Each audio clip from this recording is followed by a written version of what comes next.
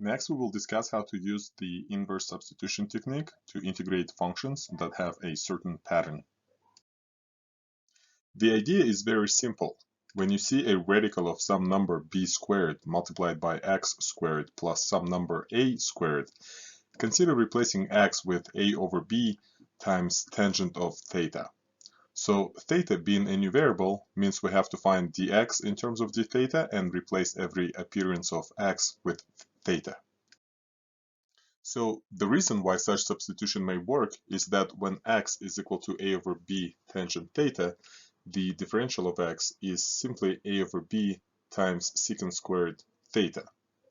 And to see what happens to the original radical expression, we replace x with a over b tangent theta, distribute the square over the product, simplify, and factor the common factor a squared. Then, after using the Pythagorean identity and the properties of the square root, we finally rewrite the original expression as the product of the absolute values of a and secant of theta. Assuming that a is positive and theta is between negative and positive pi over 2, allows us to get rid of the absolute values.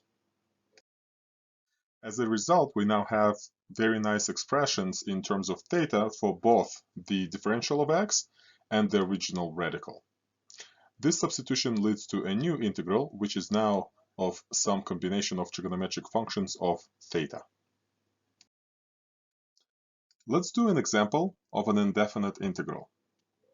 We first recognize the distinct pattern and set up the substitution by setting the variable x equal to 2/3 of tangent of theta, and finding the differential of x and the radical expression in terms of theta.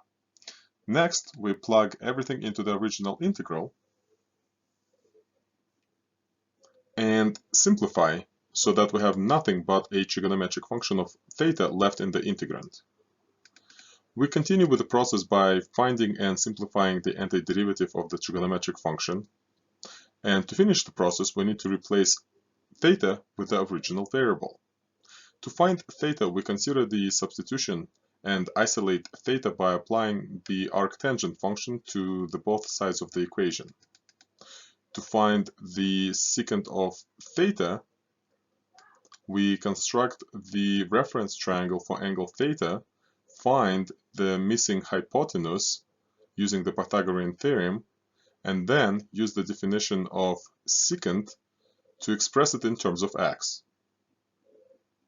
We finish the process by replacing theta and secant of theta with the expression in terms of x and simplifying the result. Let's do an example of a definite integral of the same function. We first recognize the distinct pattern and set up the substitution by setting the variable x equal to 2/3 of tangent of theta, and finding the differential of x and the radical expression in terms of theta. We change the limits of integration right after introducing a new variable.